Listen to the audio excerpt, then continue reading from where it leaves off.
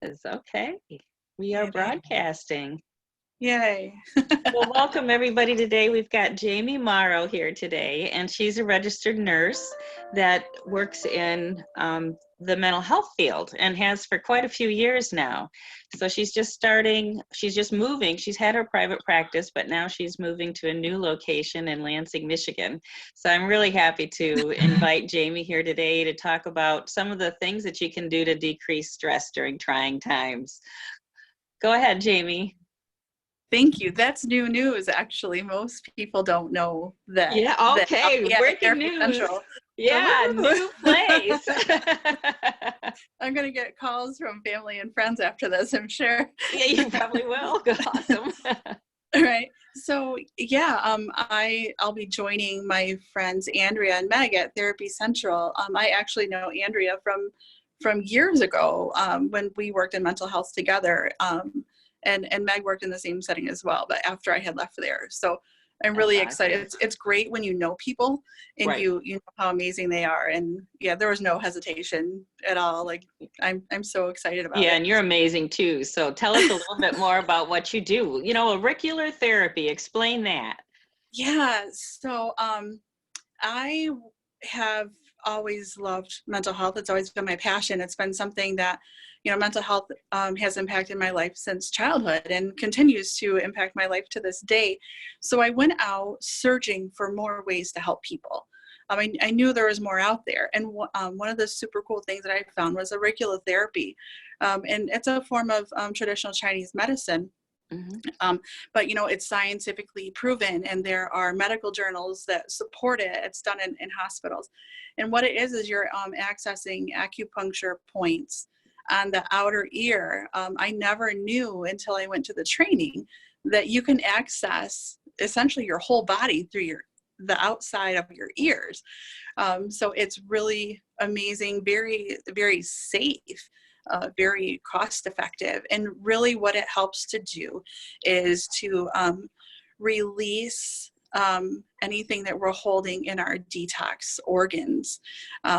Most people don't know we hold anxiety in our lungs. It makes sense once you think about it. When you can't breathe, you're anxious. When you're anxious, you can't breathe. So that Yeah. makes a lot of sense. But you also, you stimulate the liver to detox anything that's being pent up in there. Specifically, emotion-wise, we're talking about anger. And then the kidneys is fear. Grief is held in the lungs. But you also, when you do the auricular therapy, you are stimulating the nervous system and the mood as well, flushing anything that we're holding inside. And that's really what's going on with a lot of us, is we have a whole lifetime of trauma that is stored in our body, and people don't realize that. So that's what we're addressing when we're doing the auricular therapy. What I'll be doing is I'll do the electrical stimulation on those points, and I'll do the ear seeds or ear beads on those points as well. Those are really cool. They're really fun. They really look like piercings. So yeah, I love those. That's the safe way to pierce. Now, if somebody's actually piercing their ears, then all around their ears, that could actually be affecting some of their body systems then, right? It does. It does. I learned that in one of my trainings, that when you actually do a piercing, this is what I was taught, that when you do a piercing, you're kind of creating a dam. You're blocking the flow of energy, and you're interfering with the healing process. It helps really well right away, but then over time, it's doing the opposite of what you want, per my understanding. Yeah. So. Well, I had one of my kids that had a belly button done, and it was bad news. When she took it out, she healed. So I mean, Yeah. it's true. Those piercings actually do have an effect. Maybe not as overtly as what she experienced, but yeah. Especially the ones along the midline, so the belly button and the nose. And Yep. people get them here too. Yeah, But or even in the tongue. I mean, when my kids were in high school, everybody was doing tongue piercings, and I was like, there's no way. I had my nose pierced once. It didn't heal. I took it out. That Oh no. was many moons ago. That was before I Yeah. was a nurse. Yeah. Well, how we're here to talk about stress a little bit. So, I mean, that can actually help with the stress and all the emotions. But what are some of the Oh other yeah. tools that you have in your tool bag? Oh my gosh. So, there are various other things that you can do. I love Reiki. I love Tai Chi. Tai Chi is like meditation in motion. It's great for just calming your mind and developing strength and balance as well. And the type of Tai Chi that I'm a certified Tai Chi practice instructor. And that is a really basic form of Tai Chi that they're doing in hospitals now. That's where I learned, actually. It's in a hospital. Well, cool. Yeah, it's awesome. Yeah. And then cupping therapy, that's kind of more along the physical level. So I'm not going to talk much about that, but it's very similar to massage, only you're using like suction to pull instead of push with your Okay. hands. And that is really, really, really relaxing. And it helps alleviate pain. And we all know pain is a great source of stress. So Yes. yeah. Yeah. Yeah. The other thing that I'm really, really excited about is the gene snip, the genetic analysis Uh-huh. that we can do to, like, we look at 14 different SNPs that are related to mental health, and it's amazing. It's amazing for me, and I'll be doing my test really soon. There's no good reason I haven't done it yet. So And I contact can't Jamie, wait to get her see. going. It's Yes, time, yes. Jamie. Everybody message me afterward. Um, because mental health has impacted my life. You know what I Right. mean? I want to know what's in my genes, because this test that we do, this gene snip that we do, it tells you what you can do about it. The lifestyle modifications you can make. Maybe you have the MTHFR gene and you just need to take, well, not just, there's more to it, but maybe taking activated B will be a huge benefit to you.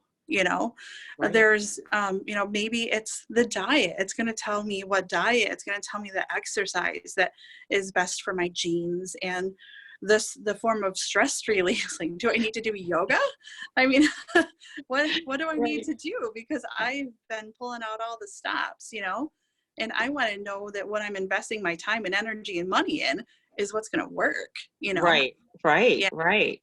And And, you only and have to do it once because your genes are your genes. So right, one right. time with the test, and then Hmm. and then if you forget about some things, you can always go back and look at your test again later and say, oh, no wonder I'm feeling like this now. I forgot about that gene that I've got. Right. Yeah.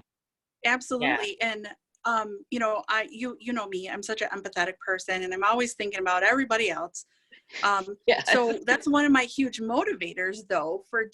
doing the gene snip for myself, is because I can take that information and share that with my family. Like, hey guys, like, this is what's in our genetics.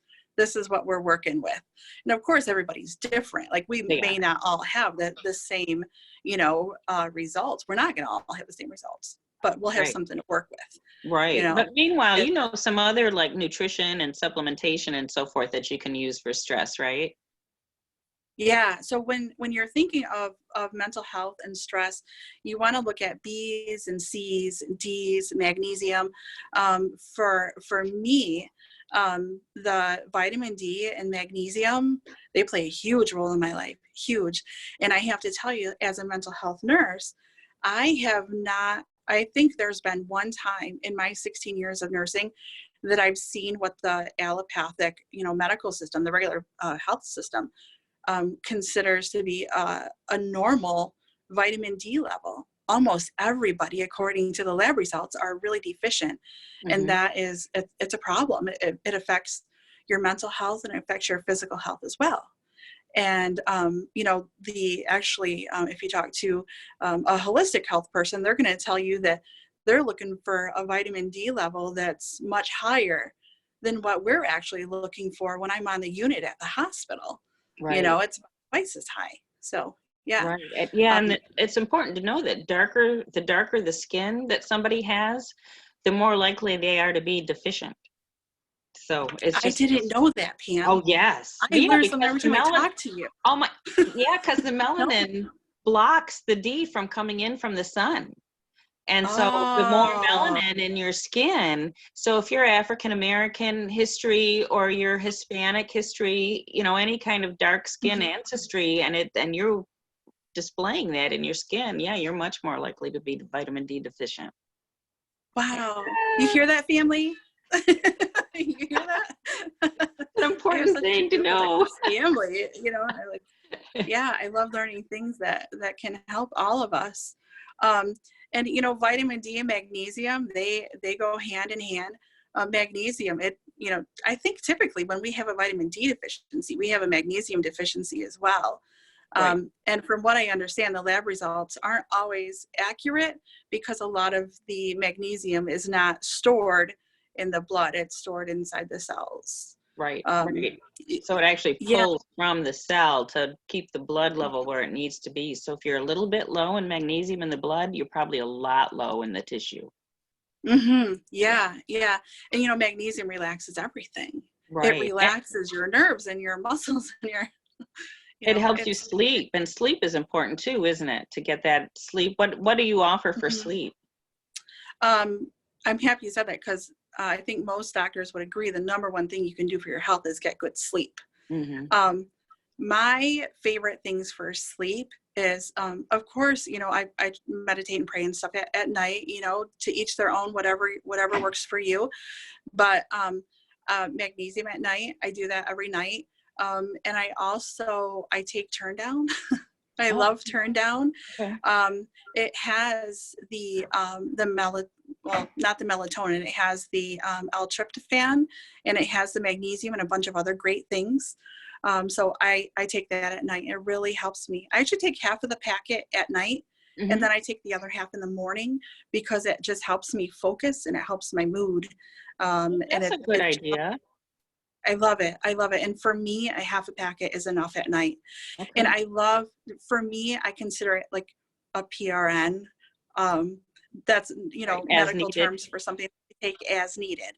Right. Yeah. And because it's isotonic, it just whisks off into your bloodstream, and it's peaking in your bloodstream in 15 minutes. Right. So I take it at night for sleep, and then I take it either in the morning, or I'll wait. If I know I have something kind of stressful, it's going to happen kind of towards the middle of the day, I'll wait and I'll take it before that as like a PRN.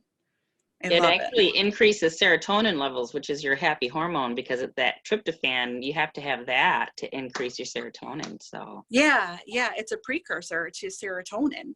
And the reason that melatonin was on my brain is because when you and Mike were talking the other day, and the content was about nutrients.